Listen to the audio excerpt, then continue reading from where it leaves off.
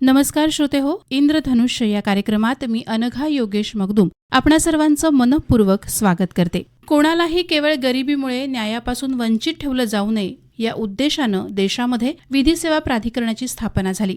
आर्थिकदृष्ट्या दुर्बल व्यक्ती, महिला, लहान मुलं, दिव्यांग आणि अनुसूचित जाती जमातीमधील लोकांना न्यायालयात लढण्यासाठी मोफत वकील, कायदेशीर सल्ला आणि इतर न्यायालयीन खर्चासाठी आर्थिक मदत पुरवण्याचं महत्त्वाचं काम विधी सेवा प्राधिकरण करतं. विशेष म्हणजे तालुका पातळीपासून राष्ट्रीय स्तरापर्यंत या प्राधिकरणाचं काम देशात चालतं. विधी सेवा प्राधिकरणाच्या लोक अदालतीबद्दल श्रोते हो आपल्याला बऱ्याच जणांना माहिती आहे, पण त्याही पलीकडे जाऊन विधी सेवा प्राधिकरण म्हणजे नेमकं काय या विषयाची माहिती, त्याचे उपक्रम काय आहेत त्याच्याविषयीची माहिती आज आपण या कार्यक्रमात जाणून घेणार आहोत. याच्यासाठीच आज आपण आमंत्रित केलं आहे रत्नागिरी जिल्हा विधी सेवा प्राधिकरणाचे सचिव माननीय राजेंद्र पाटील सर यांना. सर नमस्कार, आपलं कार्यक्रमात स्वागत. नमस्कार सर, जिल्हा विधी सेवा प्राधिकरण केव्हा स्थापन झालं? जिल्हा विधी सेवा प्राधिकरण स्थापन होण्याला जी पार्श्वभूमी आहे ती प्रथम मी आपल्याला सांगतो.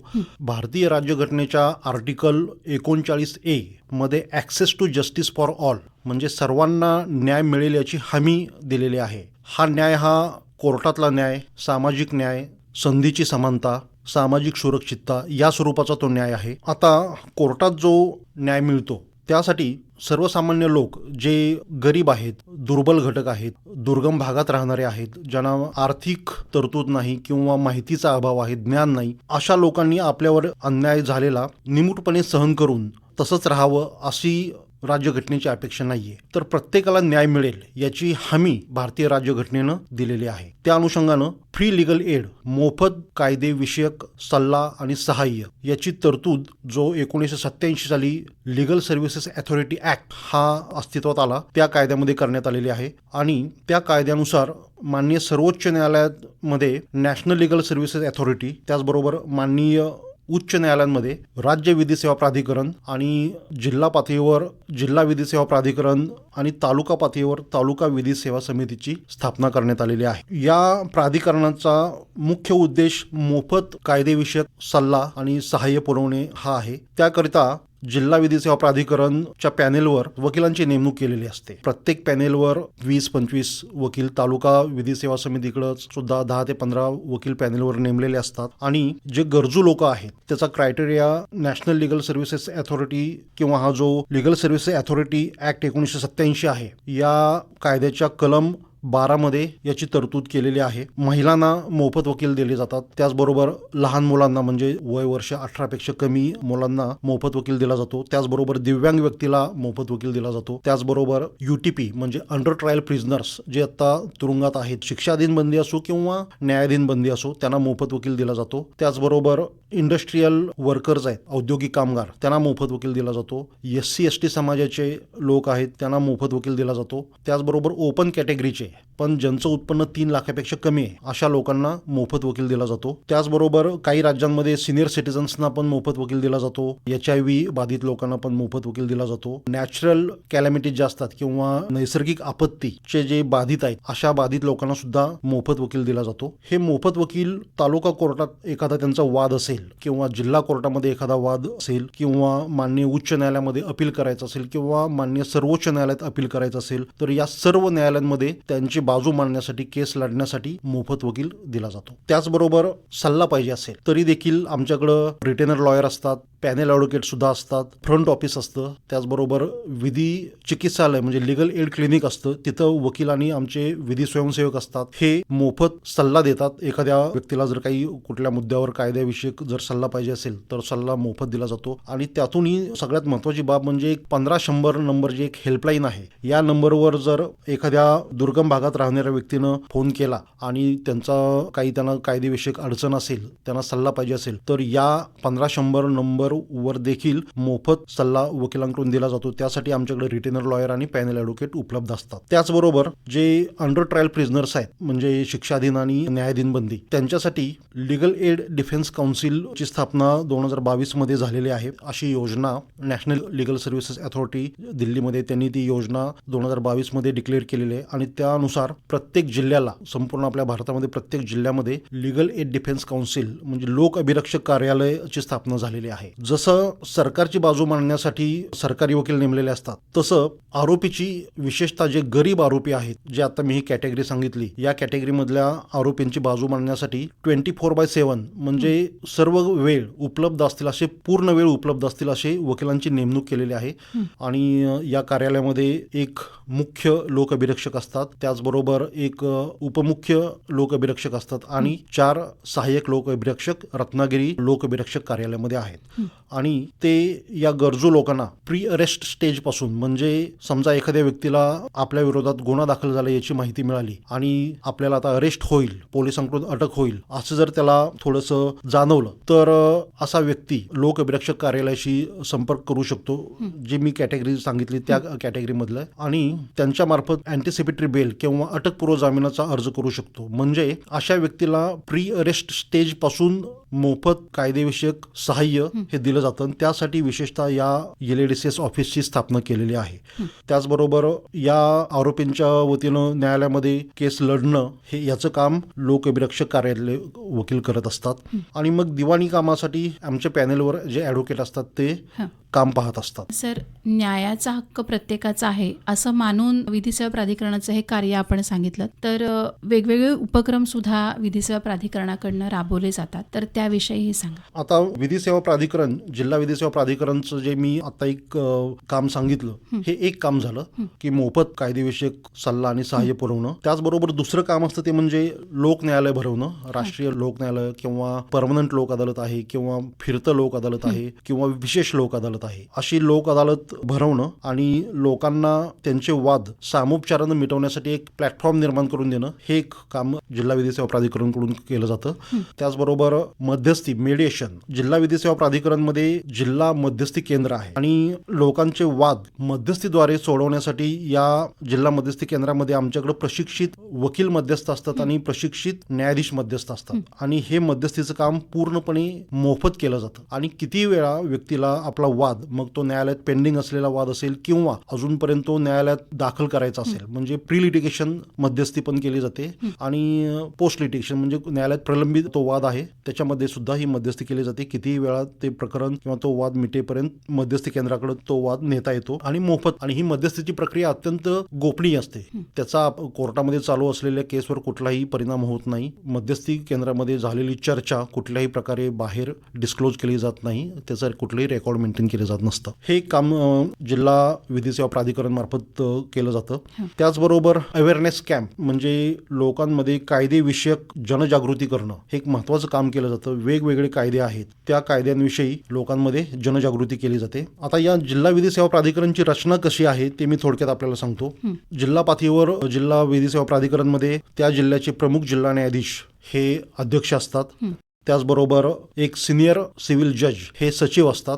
त्याचबरोबर त्या जिल्ह्याचे जिल्हाधिकारी, पोलीस अधीक्षक, मुख्य कार्यकारी अधिकारी, तसेच जिल्हा सरकारी वकील, त्याचबरोबर मुख्य न्यायदंडाधिकारी, 2 ज्येष्ठ वकील आणि 2 समाजसेवक असे या प्राधिकरणाचे मेंबर असतात. आणि हे सर्वजण या जिल्हा विधी सेवा प्राधिकरणाचं कामकाज मॉनिटर करत असतात. लोक अदालत भरवणं, मेडिएशनचं काम पाहणं, अवेअरनेस कॅम्प घेणं आणि मोफत विधी सेवा पुरवणं, हे सर्व नियंत्रण या प्राधिकरणाकडून केलं जातं. तसंच राज्य पातळीवर माननीय उच्च न्यायालयामध्ये महाराष्ट्र राज्य विधी सेवा प्राधिकरण आहे. त्याच्यामध्ये आपल्या मुंबई उच्च न्यायालयाचे मुख्य न्यायाधीश हे त्याचे पॅट्रन इन चीफ असतात. त्याचबरोबर जे सिनियर उच्च न्यायालयाचे सिनियर जज आहेत ते एक्झिक्युटिव्ह चेअरमन असतात. त्याचबरोबर प्रिन्सिपल डिस्ट्रिक्ट जज या पदाचे न्यायाधीश हे त्याचे मेंबर सेक्रेटरी असतात राज्य विधी सेवा प्राधिकरणाचे. त्याचबरोबर principal secretary law and judiciary, विधी व न्याय विभागाचे प्रिन्सिपल सेक्रेटरी हे त्याचे मेंबर असतात.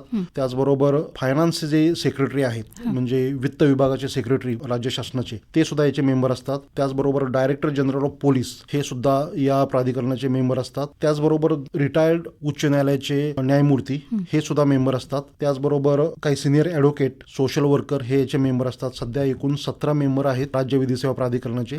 आणि अशीच रचना सर्वोच्च न्यायालयामध्ये राष्ट्रीय विधी सेवा प्राधिकरणाची असते. हा. तिथं देखील भारताचे सरन्यायाधीश, माननीय सरन्यायाधीश हे पॅट्रन इन चीफ असतात. हं. त्याचबरोबर दुसरे सिनियर जज सुप्रीम कोर्टचे हे एक्झिक्युटिव्ह चेअरमन असतात. त्याचबरोबर मग हे जे मी सांगितले फायनान्सचे सेक्रेटरी किंवा विधी विभागाचे सेक्रेटरी, पोलीस महासंचालक हे त्याचे मेंबर असतात. 2 सिनियर ॲडव्होकेट, 2 सोशल वर्कर. अशा पद्धतीनं ही रचना राष्ट्रीय पातळीपासून जिल्हा पातळीपर्यंत आहे. त्याचबरोबर तालुका विधी सेवा समिती देखील असते प्रत्येक तालुका न्यायालयामध्ये.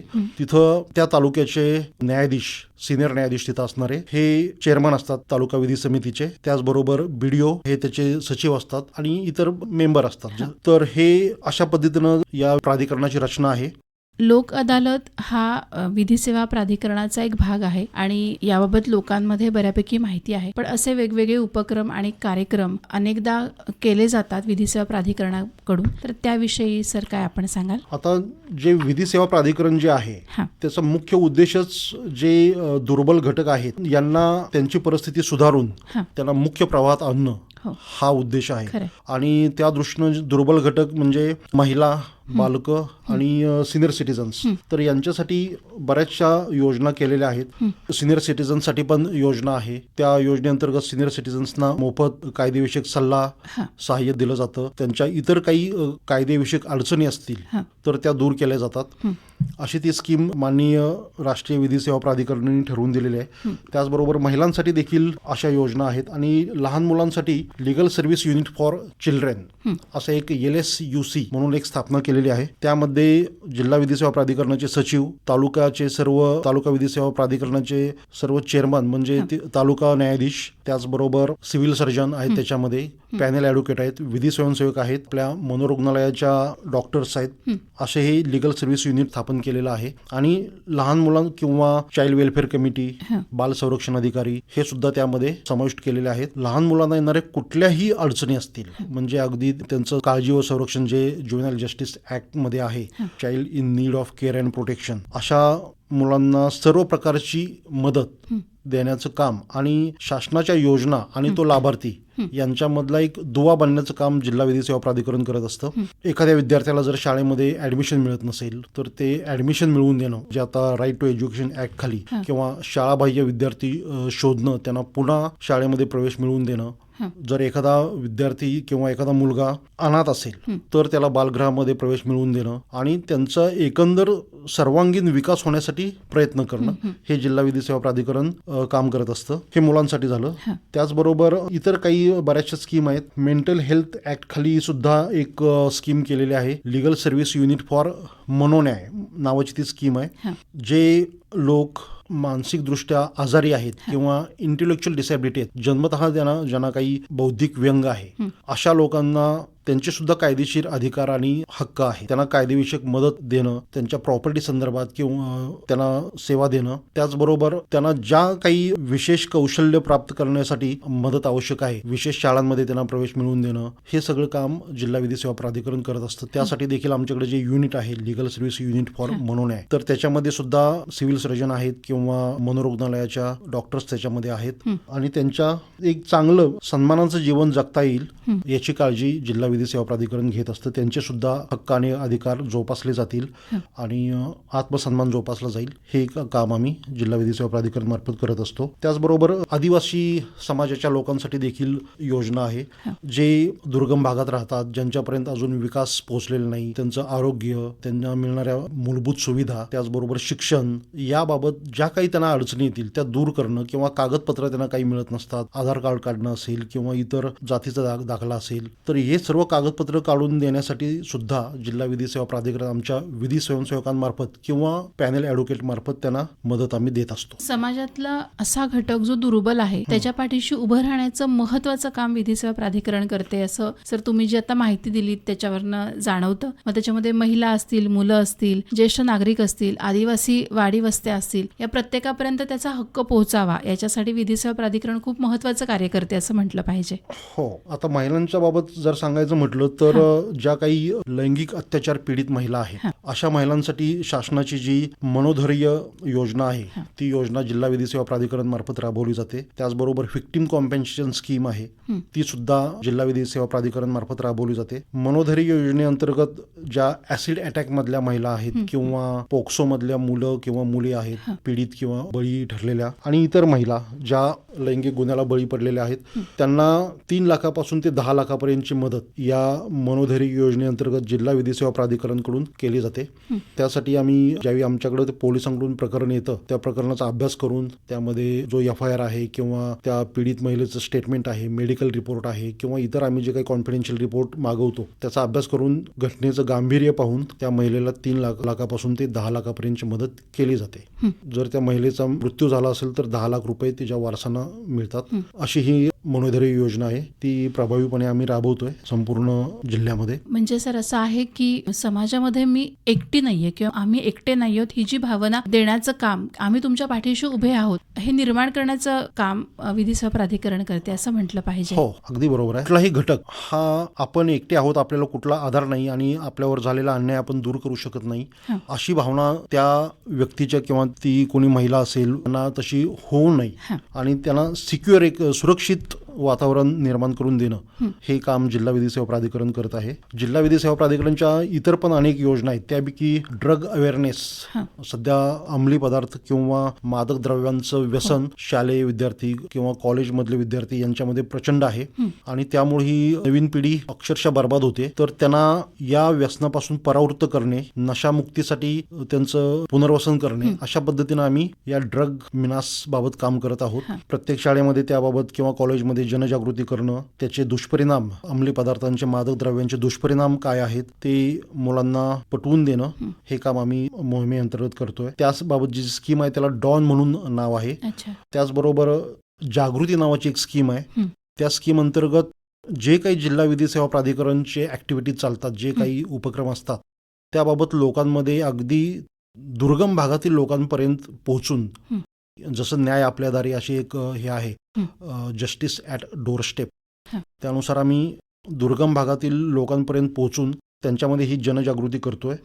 कुठल्या कुठल्या विधी सेवा उपलब्ध आहेत, कायदेविषयक सल्ला सहाय्य तुम्हाला मोफत उपलब्ध आहे हे आम्ही त्यांना सांगत असतो. त्याचबरोबर एन्व्हायरमेंटल बाबत सुद्धा स्कीम राष्ट्रीय विधी सेवा प्राधिकरणाने निर्माण करून दिलेली आहे आणि जे ग्लोबल वॉर्मिंग आहे किंवा पोल्युशन आहे, प्रदूषण, प्लॅस्टिकचा वापर, प्लॅस्टिक कचऱ्याचा वाढता प्रादुर्भाव या सगळ्याबाबत लोकांमध्ये अवेअरनेस करून त्यांना पर्यावरण बचावण्यासाठी आवाहन करणं किंवा पर्यावरणाचं रक्षण कसं होईल हे पाहणं हे सुद्धा काम जिल्हा विधी सेवा प्राधिकरण मार्फत केलं जात आहे. त्याचबरोबर victims of trafficking, human trafficking जे होतं म्हणजे यातल्या ज्या काही व्हिक्टिम्स आहेत त्यांना सुद्धा मदत देणं किंवा हे असे जर काही प्रकार घडत असतील तर त्यातल्या अशा बळी असलेल्या मुलींची किंवा पीडित मुलींची सुटका करणं, त्यांना कायदेविषयक सल्ला आणि सहाय्य मोफत पुरवणं हे काम आम्ही करत असतो.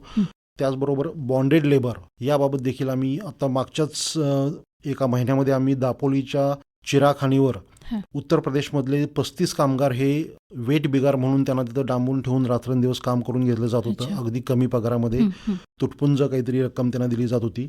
याची तक्रार आम्हाला त्या कामगारांच्या एका नातेवाईकानं जिल्हा विधी सेवा प्राधिकरणकडे त्याबाबत तक्रार केली. लगेच आम्ही मग कलेक्टर साहेबांच्या मदतीनं त्या खाणीवर छापा टाकला आणि त्या सर्व कामगारांची सुटका केलेली आहे. त्या कामगारांना परत उत्तर प्रदेशमध्ये त्यांच्या गावी पाठवून दिलेला आहे आणि जे काही रक्कम होती त्यांच्या पगाराची ती त्यांना मिळवून दिलेली आहे आणि गुन्हा दाखल करण्याची प्रक्रिया सुरू आहे. अशा पद्धतीनं आम्ही बॉन्डेड लेबर किंवा अनऑर्गनाइज सेक्टरमधले जे काही कामगार आहेत, असंघटित क्षेत्रामध्ये काम करणारे, मग अगदी ते मच्छीमार असतील किंवा ऊसतोड कामगार असतील, वीटभट्टीवर काम करणारे कामगार असतील, अगदी मोलकरणी सुद्धा असतील किंवा बांबू कटाई करणारे, तेंडूपत्ता गोळा करणाऱ्या असतील किंवा बिडीच्या कारखान्यात काम करणाऱ्या महिला असतील, तर अशा सर्व असंघटित क्षेत्रामध्ये काम करणारे जे काही कामगार आहेत त्यांना देखील मोफत कायदेविषयक सल्ला आणि सहाय्य देणं किंवा त्यांचं जे हक्क आणि अधिकार आहेत ते त्यांना मिळवून देणं, त्यांना मिनिमम वेजेस मिळत आहेत का किंवा कामाच्या ठिकाणी सुरक्षितता आहे का याविषयी आम्ही जनजागृती करतो आणि ते त्यांना मिळवून देतो. त्याचबरोबर पॉश ऍक्ट जो आहे, महिलांचे कामाच्या ठिकाणी लैंगिक शोषण होतं हं. त्याबाबत अवेअरनेस करणं हे काम आम्ही करत असतो. त्या कायद्याचा प्रसार आणि प्रचार करणं, कायद्याच्या तरतुदी प्रत्येक कार्यालयामधल्या कर्मचाऱ्यांना सांगणं आणि ती माहिती लोकांपर्यंत पोहोचवणं हे एक आम्ही महत्त्वाचं काम करतो.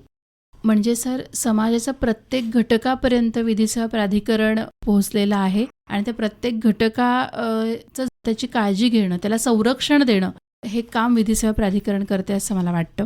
सर, हे करत असतानाच 18 जुलै आणि 21 नोव्हेंबरला विशेष लोक अदालतीचं आयोजन करण्यात आले आहे. तर नेहमीच्या लोक अदालतीपेक्षा ही विशेष लोक अदालत वेगळी का आहे? मी आता आपल्याला मगाशी बोलताना मी सांगितलंच की लोक अदालत भरवणं हे एक जिल्हा विधी सेवा प्राधिकरणचं एक महत्त्वाचं काम असतं आणि त्यानुसार राष्ट्रीय विधी सेवा प्राधिकरणाकडून आम्हाला संपूर्ण त्या वर्षामध्ये जी काही राष्ट्रीय लोक अदालत भरवायची आहेत त्याचा आराखडा येत असतो. पण त्याचबरोबर काही विशेष लोक अदालत सुद्धा घेतली जातात आणि हे विशेष लोक अदालत हे धनादेश अनादर प्रकरणांबाबत आहे आणि ते 18 जुलै 2026 आणि 21 नोव्हेंबर 2026 रोजी आहे. जिल्ह्यामध्ये सर्व न्यायालयांमध्ये जे काही चेक बाउन्सच्या केसेस म्हणजे धनादेश अनादर झाल्याबाबतच्या ज्या काही केसेस आहेत त्या केसेसमध्ये फिर्यादी आणि आरोपी यांचा जो काही देण्याघेण्याचा आर्थिक व्यवहार आहे तो तडजोडीनं मिटतोय का यासाठी आम्ही लोक न्यायालयामध्ये तो वाद ठेवून पॅनल ॲडव्होकेट किंवा जे काही पॅनल प्रमुख आहेत त्यांच्या मदतीनं आम्ही प्रयत्न करत असतो. त्याचबरोबर असे वाद तडजोडीनं मिटण्यासाठी आम्ही लोक अदालतच्या अगोदर प्री सिटिंग्स काही घेत असतो, पूर्व बैठका. त्यामध्ये फिर्यादी आणि आरोपी यांच्या समोरासमोर बसून चर्चा करून तो वाद सामोपचारानं मिटवण्यासाठी आम्ही प्रयत्न करतो. असं हे या विशेष लोक अदालतीचं एक कार्यपद्धती आहे. सर, तुम्ही म्हटलात धनादेशासंदर्भात हे विशेष लोक अदालत आहे, तर याच्यामध्ये कोणकोणत्या क्षेत्रातले धनादेश येतील किंवा त्या संदर्भातल्या तक्रारी करू शकतात लोक? नाही, सर्व प्रकारचे, अगदी म्हणजे बँकांचे, पतसंस्थांचे धनादेश असतील किंवा खाजगी व्यवहारांचे जे काही धनादेश असतील हे कोर्टामध्ये प्रलंबित, जर धनादेश अनादर झाल्याबाबत जर काही कोर्टामध्ये प्रलंबित खटला असेल तर त्याबाबत ते प्रकरण या विशेष लोक अदालतीमध्ये ठेवता येईल. पण त्याचबरोबर असा आर्थिक वाद आहे, धनादेश दिलेला आहे आणि तो अनादर झालेला आहे, आता पुढची कायदेशीर प्रक्रिया सुरू करायची, पण ते प्री लिटिगेशन अंतर्गत सुद्धा या लोक अदालतमध्ये ठेवता येईल आणि त्याच्यामध्ये तडजोडीनं जर काही मार्ग निघतोय का, सामोपचारानं ते प्रकरण मिटतंय का तो वाद, हे सुद्धा करता येईल. म्हणजे फक्त कोर्टामध्ये पेंडिंग असलेलेच प्रकरण किंवा खटला धनादेश अनादर असल्याबाबतचा याच्यामध्ये या विशेष लोक अदालतमध्ये ठेवला जाणार नाही, तर जो अजून कोर्टामध्ये दाखल करायचा आहे असा वाद सुद्धा या लोक अदालतमध्ये, विशेष लोक अदालतमध्ये ठेवता येईल. म्हणजे खूप मोठा दिलासा लोकांना मिळेल असं वाटतं. हा, लोकांचा वेळ, पैसा, श्रम हे वाचणार आहे आणि त्या दोन पक्षकारांमधलं म्हणजे फिर्यादी आणि आरोपी यांच्यामध्ये जे काही शत्रुत्वाचं जे एक भावना असणार आहे किंवा वैमनस्य असणार आहे ते संपूर्णपणे मिटणार आहे, कायमस्वरूपी ते मिटणार आहे आणि तिथून पुढं अपील होण्याचा शक्यता नाही आहे. त्यामुळं लिटिगेशन पण कमी होणार आहे. सर, ह्याच्यामध्ये एक प्रश्न असा निर्माण होतो की शासकीय कार्यालयांमध्ये सुद्धा असे कधी कधी वाद किंवा धनादेशावरनं काही गोष्टी निर्माण झालेल्या असतात, तर त्या सुद्धा ह्या विशेष लोक अदालतीमध्ये येऊ शकतात का? जर एखाद्या व्यक्तीनं शासनाला कुठल्या एखाद्या विभागाला धनादेश दिला असेल, तो अनादर झाला असेल, तर तो निश्चितच या विशेष लोक अदालतीमध्ये ठेवता येईल, याच्यात काही शंका नाहीये. म्हणजे एकूणच फक्त धनादेश अनादराचे जे प्रलंबित खटले आहेत किंवा ज्यांना अजून न्याय हवा आहे, तर ते सर्वच जण या दिवशी म्हणजे 18 जुलै आणि 21 नोव्हेंबरला विशेष लोक अदालतीमध्ये सहभागी होऊ शकतात. हो, निश्चित होऊ शकतं. सर, याबरोबरच अजून एक उपक्रम आहे, तो म्हणजे सर्वोच्च न्यायालयाने निर्देशित केलेला समाधान समारोह 2026. हा उपक्रम नेमका काय आहे? मी आता आपल्याला सांगितलंच की जिल्हा विधी सेवा प्राधिकरण मार्फत मध्यस्थीनं वाद मिटवण्याचं महत्त्वाचं काम केलं जातं. आता हे सर्व वाद तालुका कोर्टामध्ये असतात, जिल्हा कोर्टामध्ये असतात किंवा माननीय उच्च न्यायालयात असतात आणि अपीलं हे माननीय सर्वोच्च न्यायालयात असतात. अशी अनेक अपीलं माननीय सर्वोच्च न्यायालयात प्रलंबित आहेत.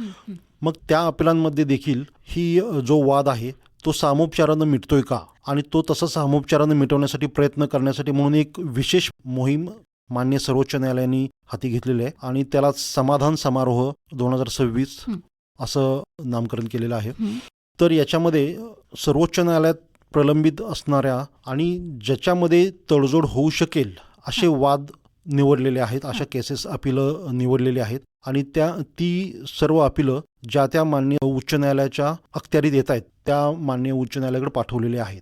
आणि मुंबई उच्च न्यायालयाकडे अशी सुमारे 5,000 प्रकरणं, थोडक्यात महाराष्ट्रातली अशी 5,000 प्रकरणं आहेत आणि ते महाराष्ट्रातल्या सर्व जिल्ह्यातली ती प्रकरणं आहेत. ज्या जिल्ह्यामधली ती प्रकरणं आहेत ती माननीय उच्च न्यायालयाकडून किंवा माननीय महाराष्ट्र राज्य विधी सेवा प्राधिकरणाकडून ती ज्या त्या जिल्ह्याला पाठवली गेलेली आहेत. प्रत्येक जिल्ह्यामध्ये त्याचा आम्हाला एक स्टँडर्ड ऑपरेटिंग प्रोसिजर ठरवून दिलेले आहे आणि 21 एप्रिल 2026 पासून ही विशेष मोहीम सुरू झालेली आहे आणि त्याचा शेवट हा 21, 22 आणि 23 ऑगस्ट रोजी विशेष लोक अदालत होणार आहे, त्याच्यामध्ये होणार आहे. पण आता 21 एप्रिल पासून जी ही प्रक्रिया सुरू झालेली आहे त्याच्यामध्ये काय करायचं हे आम्हाला ठरवून दिलेलं आहे. तर ज्या केसेस आमच्याकडं प्राप्त झाल्या, अपील जे प्रलंबित होते त्या प्रकरणांमध्ये आम्ही दोन्ही पक्षकारांना नोटीस काढून जिल्हा विधी सेवा प्राधिकरणमध्ये बोलवून घेत आहोत आणि त्यांचा वाद सामोपचारानं मिटवण्यासाठी आम्ही मध्यस्थांची नेमणूक केलेले, मध्यस्थ वकील असतील किंवा मध्यस्थ न्यायाधीश असतील, त्यांच्यामार्फत या दोन पक्षकारांच्या 1, 2, 3 किंवा ज्या काही आवश्यक आहेत त्या अशा बैठका घेऊन तो वाद सामोपचारानं मिटवण्यासाठी आम्ही प्रयत्न करतोय. असे वाद सामोपचारानं मिटले की त्यांच्या टर्म्स अँड कंडिशन्स ज्या काही आहेत किंवा अटी शर्ती किंवा तडजोडनामा तो लिहून तयार करून ते प्रकरण मग 21, 22 आणि 23 ऑगस्ट 2026 रोजी होणाऱ्या लोक अदालतीमध्ये आपल्याला समझोत्यानं मिटवायचं आहे आणि तसा अहवाल आपल्याला माननीय सर्वोच्च न्यायालयाकडे पाठवायचा आहे. म्हणजे सर ही प्रक्रिया आधीपासून सुरू झालेली आहे? सुरू झालेली. हो. त्या सगळ्या पक्षकारांना तुम्ही बोलवताय? हो. आणि मग त्यांच्याबरोबर चर्चा करून हे सोडवलं जाणार? हो हो. त्यांचा जो वाद आहे त्या वादाचे मुद्दे दोन्ही पक्षकारांचे समजून घेऊन ते मध्यस्थ तो वाद मिटवण्यासाठी प्रयत्न करणार. म्हणजे जो काही खर्च वेळ लोकांचा आहे ही प्रक्रिया पूर्ण मोफत आहे आणि या प्रक्रियेमध्ये ऐच्छिक आहे, म्हणजे स्वेच्छेनं त्याच्यामध्ये सहभागी व्हायचं आहे. पण ही दोन्ही पक्षकारांच्या फायद्याची असल्यामुळं त्याच्यामध्ये पक्षकारांचा वेळ, पैसा आणि श्रम वाचणार आहे. त्यामुळं लोकांनी या संधीचा जास्तीत जास्त फायदा घ्यावा. ज्या लोकांचे वाद मान्य सर्वोच्च न्यायालयात प्रलंबित आहेत त्यांनी आपल्या वकिलांमार्फत किंवा अगदी थेट आमच्या जिल्हा विधी सेवा प्राधिकरणशी संपर्क केला आणि हा वाद लोक न्यायालयामध्ये मिटवायचा आहे असं आम्हाला जरी तोंडी सांगितलं तरी आम्ही हे प्रकरण मध्यस्थीद्वारे मिटवण्याचा आम्ही प्रयत्न करणार आहे. न्याय तर प्रत्येकाला हवा आहे, पण अनेकदा न्याय मिळवण्याची प्रक्रिया किचकट वाटते. त्यामुळे लोक न्यायापर्यंत जाईपर्यंत त्यांची दमछाक होते. पण सर, आज तुम्ही विधी सेवा प्राधिकरणाचं कार्य, त्याची स्थापना, त्यानंतर त्याचे वेगवेगळे उपक्रम, समाजातील दुर्बल घटक आहेत त्यांना न्याय कसा मिळेल याविषयीची माहिती दिली. म्हणजे असा विश्वास सर तुमच्या बोलण्यावरनं निर्माण झालेला आहे की समाजातल्या प्रत्येक घटकाला न्याय मिळू शकतो. फक्त त्यांना पुढे येण्याची आणि विधी सेवा प्राधिकरणाला संपर्क साधण्याची गरज आहे. सर, आज आपण इथे आलात आणि खूप माहिती आम्हाला दिली. जाता जाता आपण रत्नागिरीच्या नागरिकांना कोणतं आवाहन कराल? ज्या सोयी सुविधा, विशेषतः कायदेविषयक मोफत सल्ला आणि सहाय्य ही जी उपलब्ध करून दिलेल्या आहे माननीय सर्वोच्च न्यायालयाने आणि शासनाने, त्याचा लोकांनी जास्तीत जास्त फायदा घ्यावा आणि आपले जे काही आर्थिक, शैक्षणिक उन्नती करून घेण्यासाठी आणि मुख्य प्रवाहात येण्यासाठी या सोयींचा फायदा करून घ्यावा.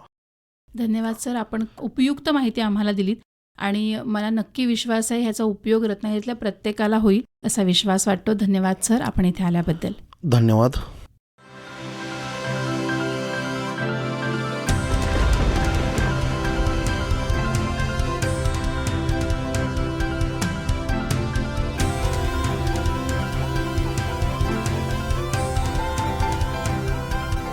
इंद्रधनुष्य